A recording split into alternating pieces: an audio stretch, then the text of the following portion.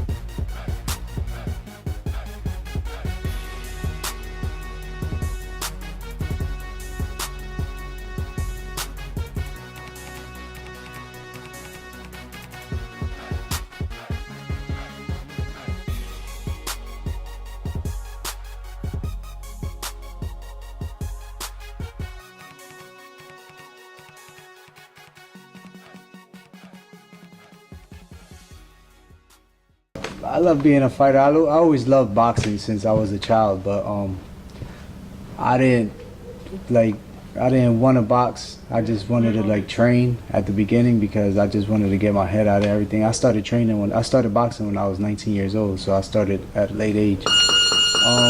Basically, having troubles in the streets and I wasn't a good child, so I started coming to the gym I guess I was frustrated, so taking my frustration out on the bags, and after that I just fell in love with the sport.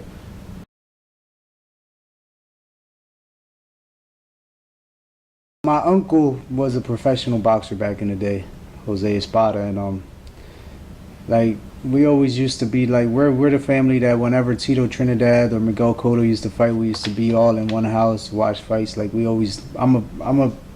My family loves boxing as well, even though there's not a lot of fighters in my family. So, you know what I mean? I always loved the sport, but I didn't do it.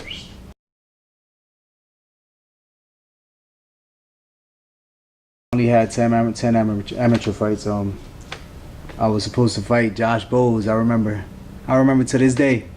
It was July 23rd. I was supposed to fight.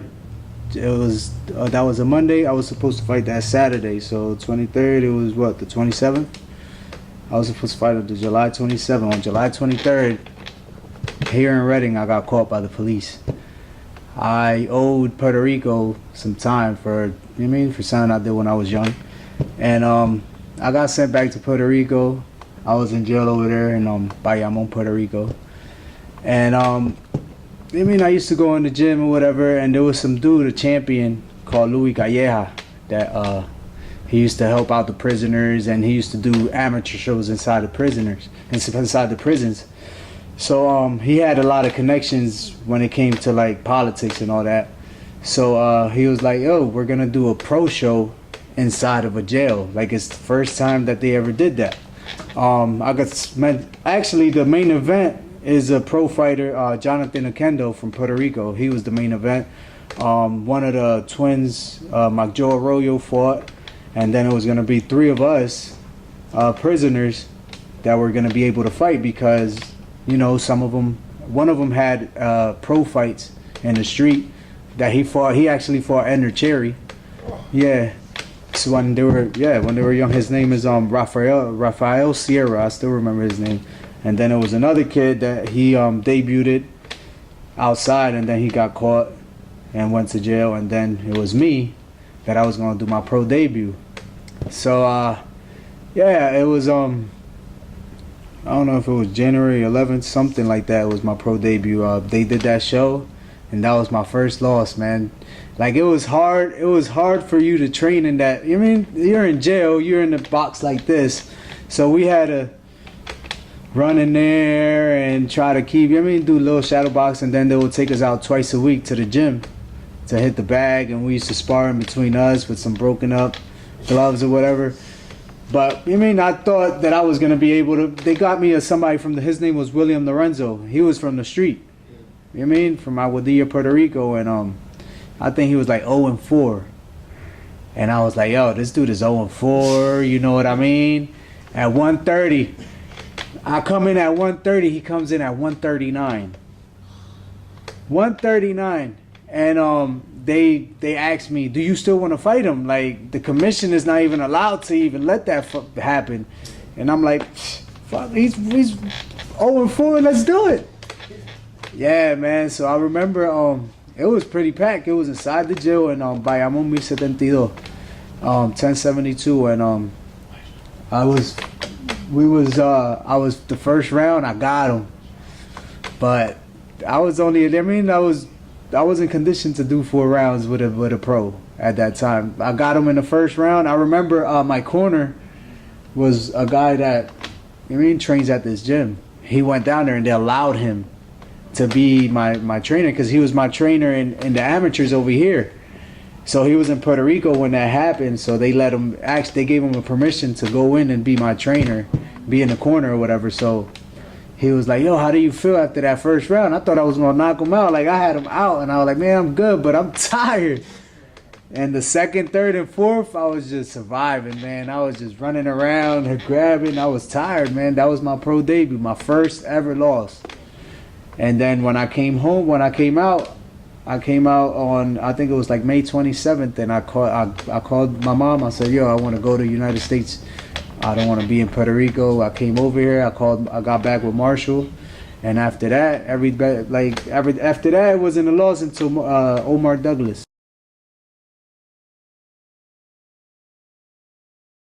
It was a fight that made me learn.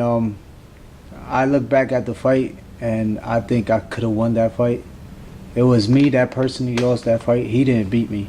I lost it because I didn't bring my A game that night. He did. I didn't. You know what I mean? I have way more potential than what everybody seen that night. It was just, like I said, I don't have a lot of experience. I didn't have a lot of experience. I only had 10 amateur fights, and every pro fight has been like a learning experience. So I'm still learning. So that fight just made me learn. Like it taught me a whole lot. I got a lot of experience out of that fight. So I'm just looking forward for the future. If I could see him again, I'm gonna see him.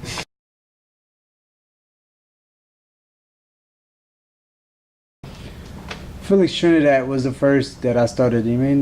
I'm 29 years old now, so I used to look at a lot at Felix Trinidad, and then when Miguel Cotto started coming up, like I used to always love his style, the come forward style. I remember I used to watch his fights or go on YouTube, and I used to go in the mirror, even though I didn't know how to fight. I used to try to act like Miguel Cotto, you know what I mean? And then I still watch his fights to this day, but now in the present, I love Terrence Crawford.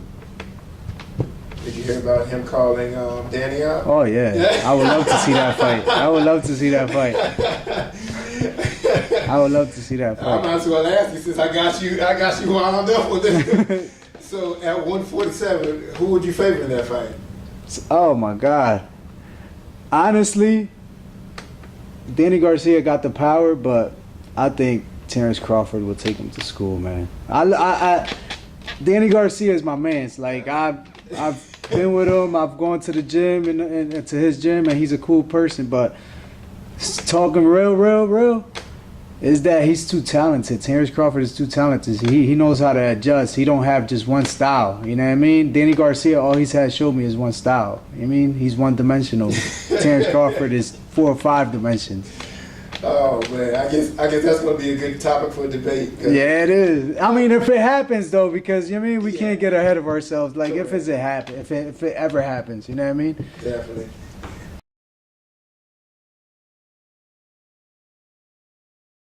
Like I'll never take time off. If you look at my box rec, I don't take. Like I haven't had a fight since since my pro debut. I haven't had a fight that I passed 5 months without fighting. I love to be in the gym. I stay in the gym after every fight. Like it's the sport that I love. I don't do it just because I've got a fight next week. I do it just because I like to stay in shape. I like to stay busy. Even if I'm not training, I still go and help out the kids. I still go and say, yo, this is how you throw your jab. This is how you do this. So I only take a week off after every fight, and then I go back in the gym. I'm always calling Marshall. I think Marshall is tired of me already because I'm always calling to see a week or 2 pass after my last fight, and I'm already telling you, yo, when is my next one? I just love fighting, man. building the- So at 147, who would you favor in that fight? building the- Building the- I just love fighting, man. building the-